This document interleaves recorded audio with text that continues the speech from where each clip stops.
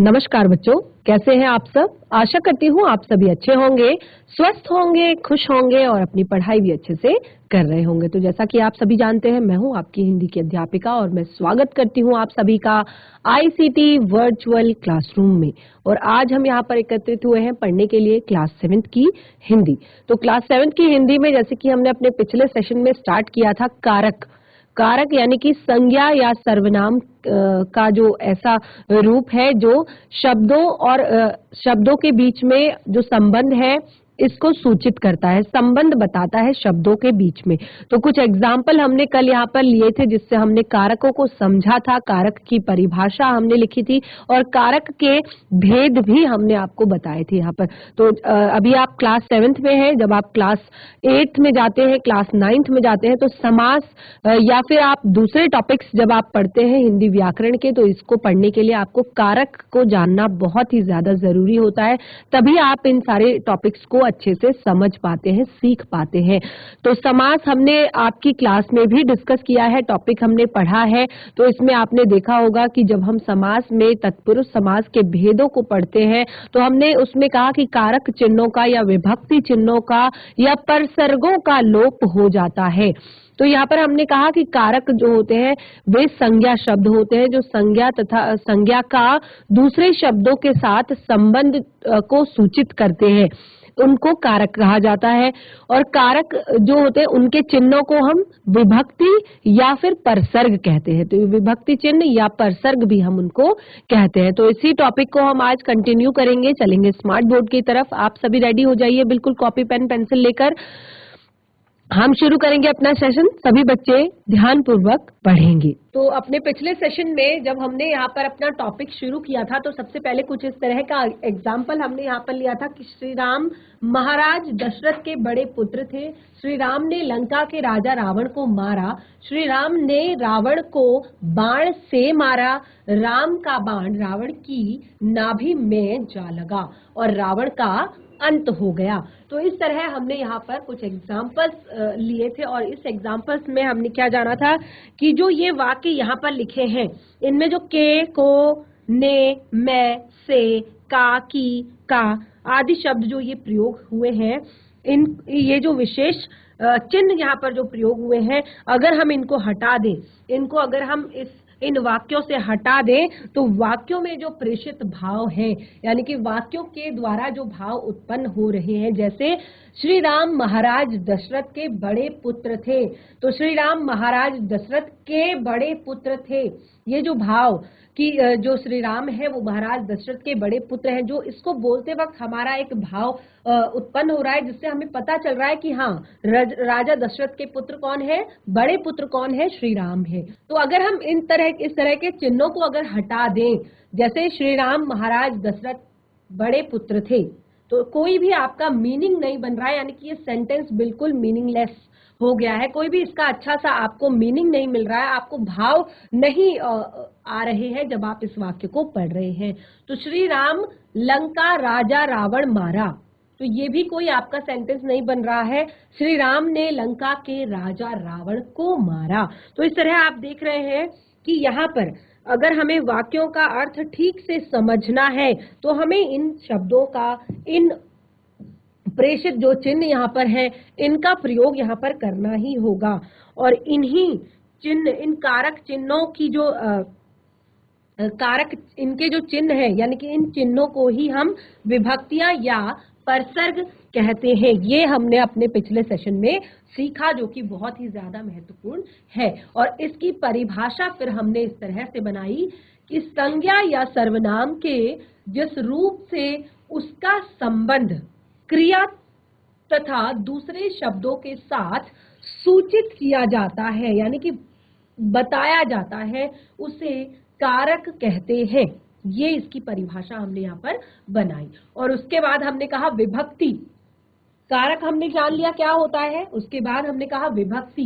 तो कारकों का रूप प्रकट करने के लिए, यानी कि कारकों को हम किस तरह से शो करेंगे, किस तरह से उनको यूज करेंगे, उनका उपयोग अपने वाक्यों में करेंगे, तो उनका रूप प्रकट करने के लिए उनके साथ जो शब्द या चिन्ह लगाए जाते हैं, यानी कि जो भी शब्द उसके लिए यूज किए जाते हैं, जो भी चिन्ह उसके लिए यूज किए जाते हैं, उनको ही हम विभक्ति कहते हैं। और बिल्कुल परसर्ग भी सेम ही है, यानी कि इन्हीं विभक्तियों को परसर्ग भी कहते हैं। आप इसे विभक्ति चिन्ह भी कह सकते हैं या परसर्ग भी कह सकते हैं, क्योंकि ये क्या करते हैं, ये संज्ञा या सर्वनाम आदि शब्दों के बाद जुड़ते हैं। उसके बाद सबसे ज्यादा महत्वपूर्ण चीज हमने यहाँ पर पढ़ी थी अपने पिछले सेशन में, कारकों के भेद। तो कारकों के भेद मैंने 8 भेद आपको बताए थे। कर्ता कारक, कर्म कारक, करण कारक, संप्रदान कारक, अपादान कारक, संबंध कारक, अधिकरण, संबोधन। तो इस तरह से कारक के 8 भेद हमने यहाँ पर लिखे थे। और 8 भेदों के जो विभक्ति चिन्ह है, यानी कि 8 भेदों के जो कारक चिन्ह है, ये मैंने आप लोग को होमवर्क में दिया था कि आप इन्हें कंठस्थ करेंगे, इन्हें आप याद करेंगे, क्योंकि इनका कोई आपके पास ऐसा फॉर्मूला नहीं है कि आप ऐसा कोई शॉर्टकट नहीं है कि आप इसका ऐसे याद कर सकते हैं, या ये आपको जरूर याद करने होंगे। जैसे कर्ता ने कर्म को करण से के द्वारा संप्रदान के लिए, इस तरह से आप इसको याद कर सकते हैं। अपादान से की अपेक्षा, संबंध का के की, रे रारी, ना ने नी, अधिकरण मैं पर, हे रे अरे। तो इस तरह से सबका जो चिन्ह है, सबके जो विभक्ति चिन्ह है, वो हमने यहाँ पर लिखे हैं। और इन विभक्ति चिन्हों को हमने याद करना है और इन विभक्ति चिन्हों को हमने कंठस्थ करना है। और एक और विशेष बात हमने इसमें जानी थी। क्या विशेष बात थी? कि कर्ता से अधिकरण तक जो भी हमने यहाँ पर पढ़े हैं कारक चिन्ह, तो कर्ता से अधिकरण तक सभी कारकों के विभक्ति चिन्हों को हम वाक्य के ज्यादातर अंत में लगाते हैं। और जो भी संबोधन और ये आपका यहाँ पर जो अधिकरण है, जबकि जो ये संबोधन है अंतिम वाला जो हमारा यहाँ पर है, अधिकरण तक हम क्या करते हैं, वाक्य के अंत में ज्यादातर को लगाते हैं या बीच में। संबोधन को हम हमेशा शुरुआत में लगाते हैं। तो संबोधन का अर्थ ही होता है कि हम किसी को संबोधित कर रहे हैं, किसी को बुला रहे हैं, पुकार रहे हैं, तो शुरुआत में ही ये शब्द यहाँ पर प्रयोग किए जाते हैं। तो इस तरह से हमने यहाँ पर संबंधों के यहाँ पर कारकों के जो विभक्ति चिन्ह है इनके बारे में जाना। और सबसे पहला फिर हमारा यहाँ पर टॉपिक था जिसको हमने पढ़ना शुरू किया था, वो था हमारा कर्ता कारक। तो कर्ता कारक को हमने यहाँ पर जाना कि कर्ता कारक क्या होता है और कर्ता कारक का विभक्ति चिन्ह क्या है, या फिर कर्ता कारक का परसर्ग क्या है, क्या परसर्ग इसमें यूज होता है। तो वो है ने, जो कि आपको याद करने के लिए बताया गया था। संज्ञा या सर्वनाम के जिस रूप से काम को करने वाले का बोध हो, यहाँ पर संज्ञा या सर्वनाम के जिस रूप से काम को करने वाले का बोध हो, काम को करने वाले का बोध हो, उसे कर्ता कारक कहते हैं। यहाँ पर काम को करने वाले का बोध जहां पर हो रहा है उसे कर्ता कारक कहते हैं। जैसे आप यहाँ देखिए, वरुण पुस्तक पढ़ेगा, वरुण पुस्तक पढ़ेगा। अंशु ने खाना बनाया, अनिल ने रामायण पढ़ी। तो आप यहाँ पर कंफ्यूज होंगे कि आपने जो पहला वाक्य यहाँ पर पढ़ा, वरुण पुस्तक पढ़ेगा, तो हमने कहा कि संज्ञा या सर्वनाम के जिस रूप से काम को करने वाले का बोध हो। तो जैसे यहाँ पर हमने लिखा वरुण पुस्तक पढ़ेगा, तो कोई भी यहाँ पर ने या कोई भी यहाँ पर विभक्ति चिन्ह या यहाँ पर कोई भी कारक जो है प्रयोग नहीं किया गया है। लेकिन इसकी क्या यहाँ पर हमने खासियत एक देखी है कि जैसे हमने यहाँ पर लिखा है अंशु ने खाना खाया, अनिल ने रामायण पढ़ी। तो और भी हम यहाँ पर कुछ वाक्य लिखेंगे। अंकित ने फूल तोड़ा, जैसे कि मैंने आपको इस वाक्य को अपने पिछले सेशन में भी बोला था। अंकित ने फूल तोड़ा।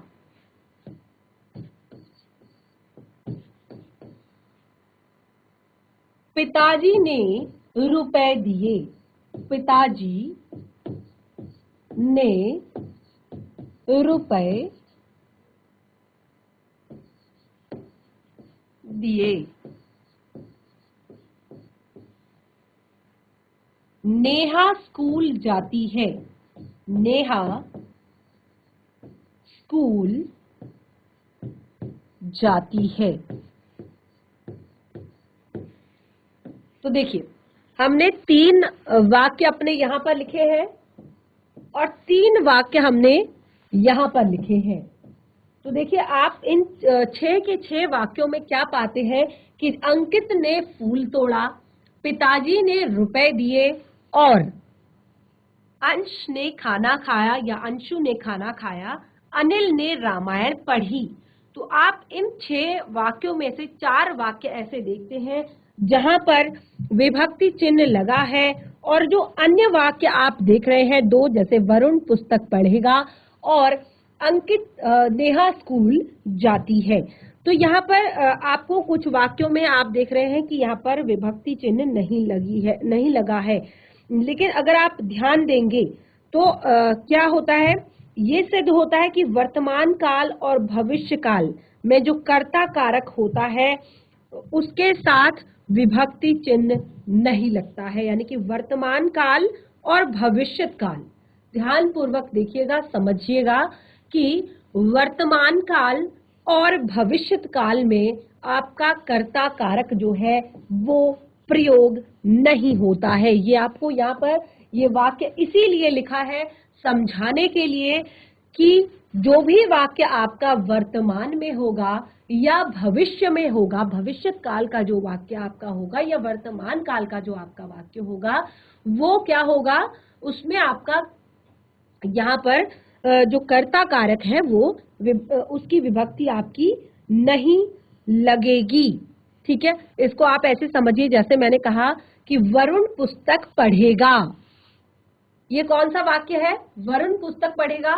फटाफट चैट के माध्यम से आंसर दे सकते हैं, बहुत ही इजी है। काल हमने बहुत अच्छे से पढ़े हैं, टेंसेस, वर्तमान काल, भूतकाल, भविष्य काल, ये हमने बहुत ही अच्छे से पढ़े हुए हैं अपने यहाँ पर सेशन में।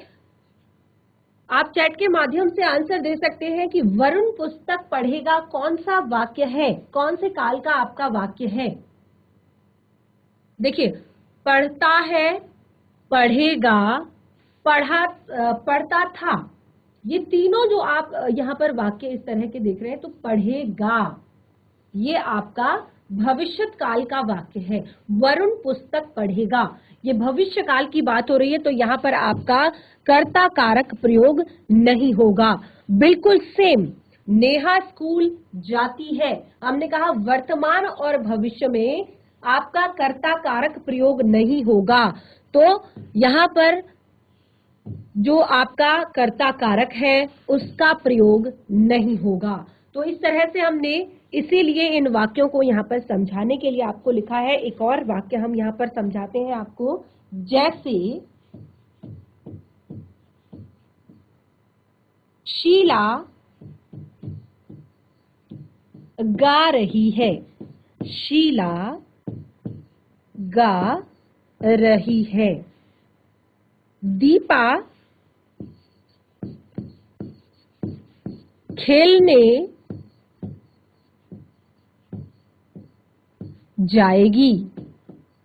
दीपा खेलने जाएगी। तो देखिए, आप दोनों वाक्यों को देखिए, शीला गा रही है, दीपा खेलने जाएगी। तो दोनों वाक्य आपके किस तरह के हैं, ये आपका जो वाक्य है शीला गा रही है, ये कौन सा वाक्य है, वर्तमान। ठीक है, और दीपा खेलने जाएगी कौन सा वाक्य है, कौन सा वाक्य है ये आपका, भविष्य। तो ये आपका वर्तमान है और ये आपका भविष्य का है। अगर मैं कहूं शीला ने गाना गाया, शीला ने गाना गाया, तो आप देखिए ने अपने आप यहां पर लग जा रहा है, शीला ने गाना गाया। या और भी हम इसके वाक्य, इसके उदाहरण हम ले सकते हैं। जैसे अगर मैं कहूं लड़का चित्र बनाएगा, लड़के ने चित्र बनाया, तो लड़का चित्र बनाएगा, लड़का चित्र बना रहा है, लड़के ने चित्र बनाया।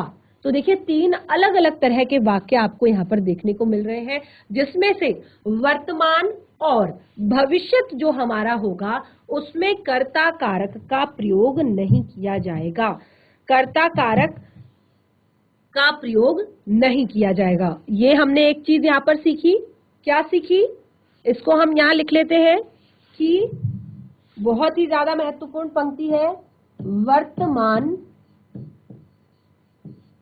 काल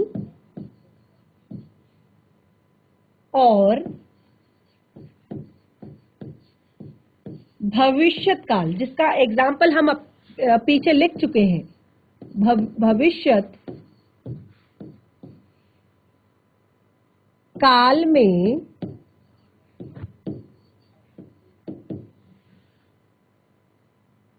कर्ता कारक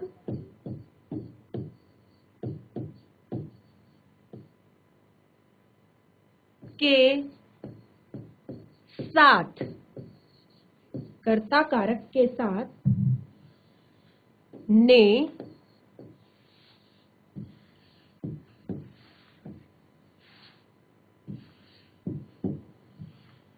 विभक्ति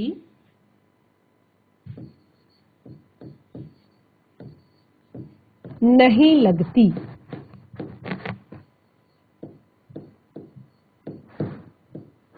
देखिए ये हमने एक बहुत ही ज्यादा महत्वपूर्ण बात यहाँ पर पॉइंट, एक बहुत ही ज्यादा महत्वपूर्ण पॉइंट लिखा कि वर्तमान काल और भविष्यत काल में कर्ता कारक के साथ ने विभक्ति नहीं लगती। और बिल्कुल एक और महत्वपूर्ण पॉइंट हम यहाँ पे लिखेंगे, फिर उसी को हम एग्जाम्पल से समझेंगे।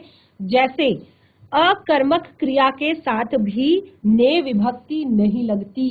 अकर्मक क्रिया के साथ भी ने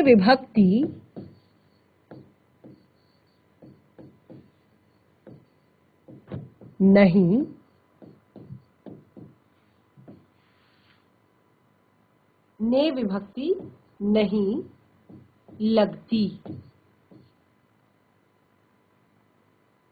जैसे इसका एग्जाम्पल हम यहां देखेंगे, ये वाले पॉइंट का एग्जाम्पल हमने पीछे देख लिया आपने, और यहां पे हम देखेंगे कि किस तरह से जो अकर्मक क्रिया है वहां पर भी ने विभक्ति नहीं लगती। जैसे कि मैंने यहाँ पे आपको अभी भी बताया, लड़का आता है, लड़का आता है, ठीक है। एक और, लड़का चित्र बनाएगा,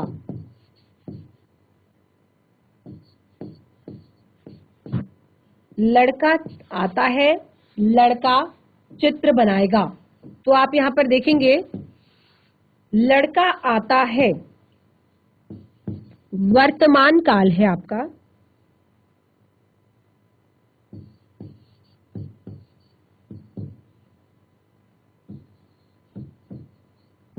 और लड़का चित्र बनाएगा भविष्यत काल है। ये एक एग्जाम्पल हमारा कंप्लीट। यहां पर एक और एग्जाम्पल हम इसमें लेंगे, लड़के ने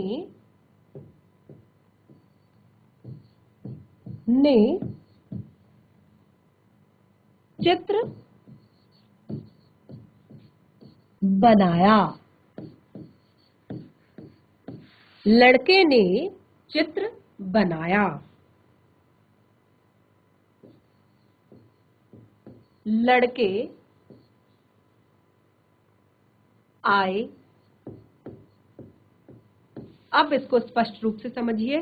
जैसे हमने कहा यहां पर कि लड़का आता है वर्तमान काल है, लड़का चित्र बनाएगा, भविष्य काल है। दोनों में ही यहाँ पर कर्ता कारक चिन्ह जो है उसका प्रयोग नहीं हुआ है, लेकिन फिर हमने कहा कि अकर्मक क्रिया के साथ भी ने की विभक्ति नहीं लगती। तो क्योंकि लड़के ने चित्र बनाया, लड़का चित्र बनाएगा, इसको हमने अभी एक्सप्लेन किया था। लड़के ने चित्र बनाया, लड़का चित्र बनाएगा या लड़का चित्र बना रहा है। ये जो है चित्र बना रहा है, देखिए लड़के ने चित्र, ये आपका क्या है, कर्म। देखिए जहां पर कर्म उपलब्ध होता है, जहां पर कर्म होता है उसे सकर्मक कहते हैं। बनाया, बनाना क्या है, क्रिया है। तो यहाँ पर लड़के ने चित्र बनाया, तो ये इसलिए भी आपका यहाँ पर ने विभक्ति का प्रयोग किया गया क्योंकि ये सकर्मक है। लड़के ने चित्र बनाया, तो ये आपका सकर्मक क्रिया यहाँ पर है, इसीलिए यहाँ पर ने का प्रयोग हुआ है। लड़के आए, लड़के आए, तो यहाँ पर आपको कोई भी कर्म दिखाई नहीं दे रहा है।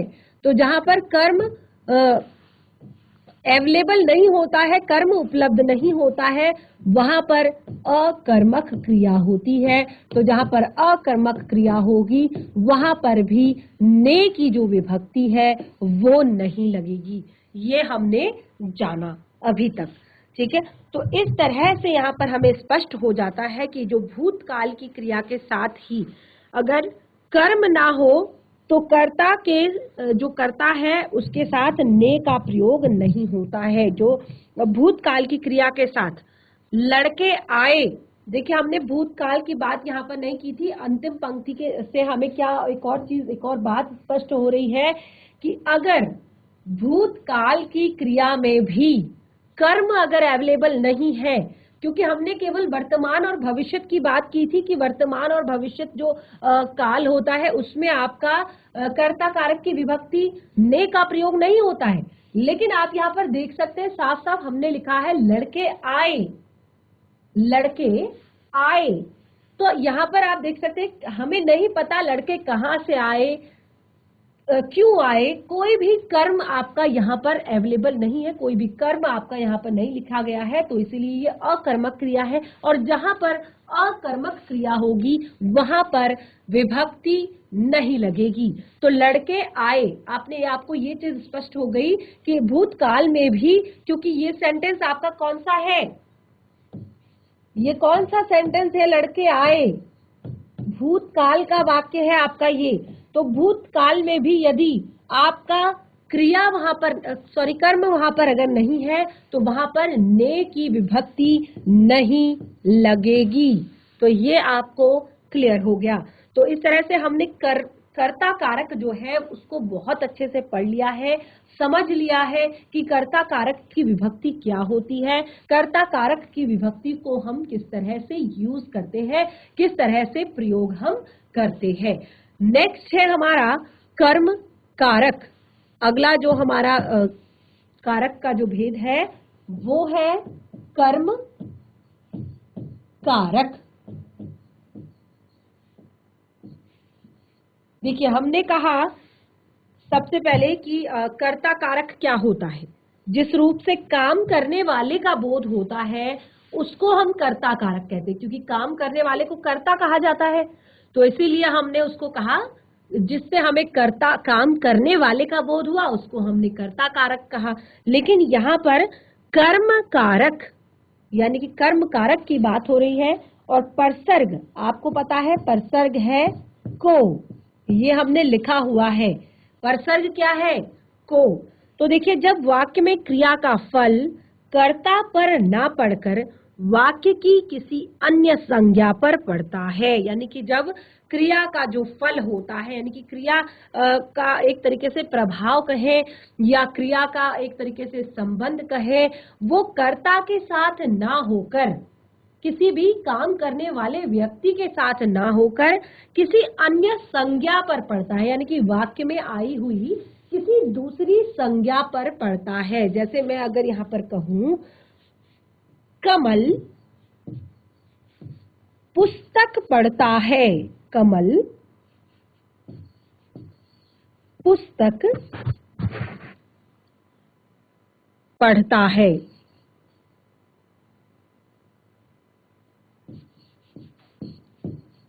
तो आप यहाँ पर देख सकते हैं कमल पुस्तक पढ़ता है।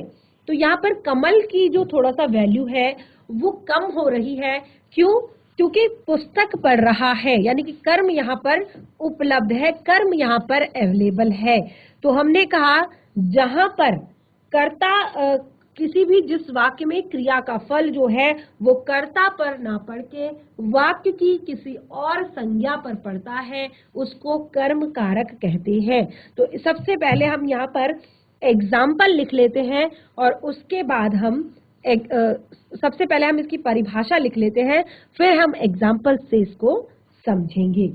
तो बिल्कुल वही आपकी परिभाषा हो जाएगी। जब वाक्य में क्रिया का फल या प्रभाव भी अगर आप कहें तो प्रभाव कर्ता पर ना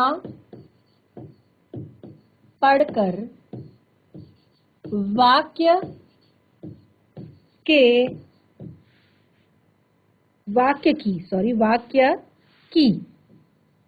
वाक्य की किसी अन्य संज्ञा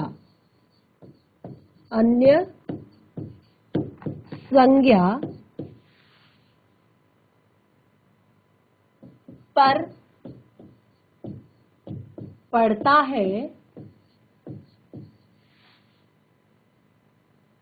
पढ़ता है उसे कर्म कारक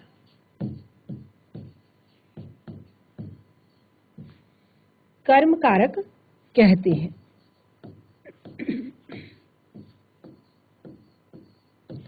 उसे कर्म कारक कहते हैं जब वाक्य में क्रिया का फल या प्रभाव भी आप कह सकते हैं कर्ता पर ना पड़कर वाक्य के किसी और संज्ञा पर पड़ता है तो उसे कर्म कारक कहते हैं। कर्म कारक कहते हैं। तो एग्जाम्पल से इस कर्म कारक को हम समझेंगे कि किस प्रकार पढ़ सकता है। देखिए, अगर यहां पर मैं कहूं राम ने रावण को मारा, राम ने रावण को मारा। तो देखिए यहां पर एक और, जैसे कि हमने यहां पर लिखा कमल पुस्तक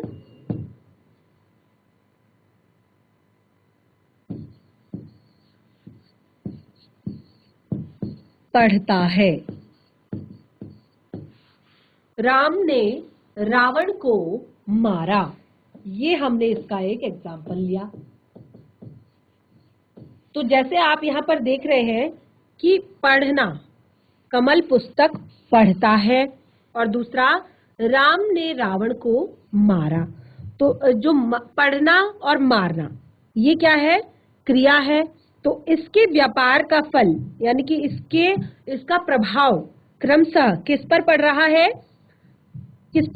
है? देखिए, मारा तो किसको मारा? रावण को मारा।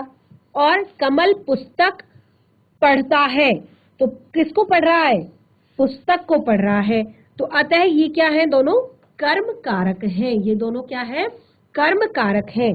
और इसका सूचक चिन्ह क्या है? को है। और कभी कभी देखिए आप यहाँ पर देख सकते हैं, कभी कभी ये छुपा हुआ रहता है। आप इसीलिए हम इस तरह के एग्जाम्पल यहाँ पर दे रहे हैं ताकि आपको दोनों चीजें क्लियर हो जाए। कमल पुस्तक पढ़ता है, और देखिए ठीक ऊपर आपका जो सेंटेंस लिखा हुआ है वो है राम ने रावण को मारा। तो यहाँ पर हम विभक्ति चिन्हों की ही बात कर रहे हैं, लेकिन आप दूसरा वाक्य जब देखते हैं तो उसमें विभक्ति चिन्ह का प्रयोग नहीं हुआ है। तो कहीं कहीं पर ऐसा होता है कि विभक्ति चिन्ह जो है वो छिपे हुए रहते हैं। क्या होता है कि विभक्ति चिन्ह जो है छिपे हुए रहते हैं। जैसे मैंने दूध पिया, मैंने दूध पिया, या मैंने दूध को पिया। ठीक है, तो ऐसी जगहों पर ये जो विभक्ति चिन्ह होते हैं वो क्या होते हैं, छिपे हुए रहते हैं। तो कर्म कारक चिन्ह की हम बात कर रहे हैं, जहां पर क्या होता है कि जो क्रिया का जो प्रभाव होता है वो कर्ता पर ना पड़कर, क्रिया का जो फल होता है वो कर्ता पर ना होकर कर्म पर होता है। और कहीं कहीं पर ये कर्म जो है, जो विभक्ति चिन्ह जो है वो छिपे हुए रहते हैं। जैसे राम ने रावण को मारा, यहाँ पर आप स्पष्ट रूप से देख सकते हैं कि हमने विभक्ति चिन्ह का प्रयोग किया है। लेकिन कमल पुस्तक को पढ़ता है या कमल पुस्तक पढ़ता है, देखिए हमने वाक्य में यहाँ पर लुप्त हो गया, यहाँ पर आपको को शब्द नहीं दिखाई दे रहा है, कमल पुस्तक पढ़ता है। ऐसे ही मैंने दूध को पिया या मैंने दूध पिया, एक ही बात है, लेकिन विभक्ति चिन्हों का यहाँ पर लोप हो गया है। यहाँ पर विभक्ति चिन्ह आपको नहीं दिखाई दे रहा है। तो कभी कभी देखिए, क्रिया से पहले अगर हम कभी क्या या किसको लगाकर अगर हम जो प्रश्न का उत्तर हमें जो मिलेगा वही कर्म कारक चिन्ह होगा। अगर किसी भी क्रिया से पहले रावण ने किसको मारा, सॉरी राम ने किसको मारा, राम ने रावण को मारा। कमल क्या पढ़ता है, कमल पुस्तक पढ़ता है। मैंने क्या पिया, मैंने दूध को पिया या मैंने दूध पिया। तो जब का किसको या फिर क्या जब हम लगाते हैं क्रिया से पहले, तो फिर हमें जो उत्तर प्राप्त होता है वो कर्म कारक होता है। ठीक है, जो भी उत्तर हमें प्राप्त होता है वो क्या होता है, कर्म कारक। देखिए, राम ने रावण को मारा, तो अगर मैं कहूं, आपसे प्रश्न करूं, राम ने किसको मारा, क्रिया से पहले मैंने किसको शब्द का प्रयोग किया, राम ने किसको मारा, तो आप कहेंगे रावण को मारा। ठीक है, तो कर्म आपका वहां पर आ गया, रावण को मारा। कमल क्या पढ़ता है, पढ़ता है क्रिया है, अगर मैं क्रिया से पहले क्या शब्द का प्रयोग करूं तो उत्तर जो आपको मिलेगा वो आपका कर्म कारक है। तो कमल पुस्तक को पढ़ता है। मैंने क्या पिया, मैंने दूध पिया, तो आप दूध शब्द जो है वो आपका कर्म कारक है। तो इस तरह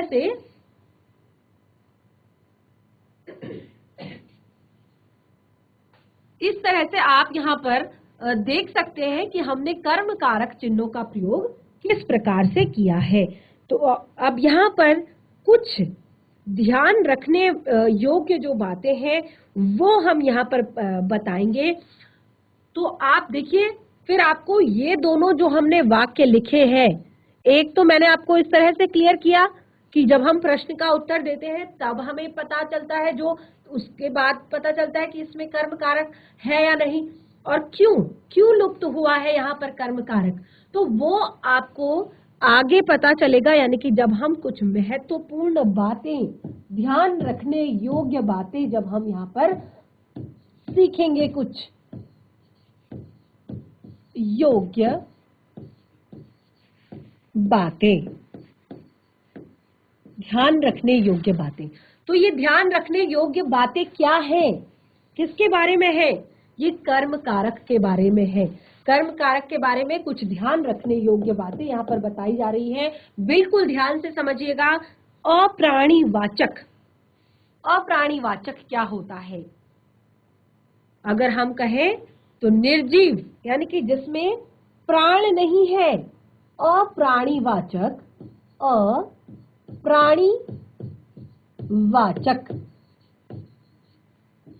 अप्राणी यानी कि जो जीवित नहीं है, अगर हम उसे कहें तो निर्जीव हम उसको कह सकते हैं। ठीक है, अप्राणीवाचक यानी कि निर्जीव, जो जीवित नहीं है। ठीक है, तो जो अप्राणीवाचक या जो निर्जीव होते हैं उनके कर्म के साथ, यानी कि निर्जीव कर्म के साथ जो भी निर्जीव कर्म हो रहा होगा को नहीं लगता। जैसे उसने पुस्तक पढ़ी मैंने निबंध लिखा। तो अब आपको यहाँ पर ये वाली लाइन जरूर क्लियर हो गई होगी, कमल पुस्तक को पढ़ता है। तो हमने यहाँ पर क्यों यूज नहीं किया है? क्योंकि कमल पुस्तक पढ़ता है। पुस्तक क्या है? निर्जीव है। पुस्तक क्या है?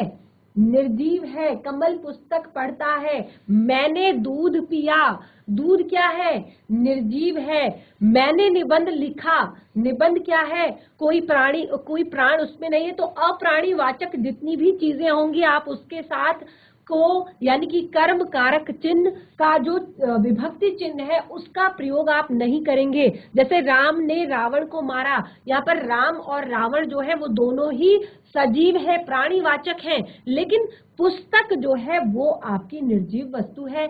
मैंने दूध पिया में दूध जो है वो आपकी निर्जीव वस्तु है। तो इसी तरह यहाँ पर हमने कहा कि ध्यान रखने योग्य बातें क्या है कि जहां पर भी अप्राणीवाचक या निर्जीव कर्म होगा वहां पर आपका निर्जीव कर्म के साथ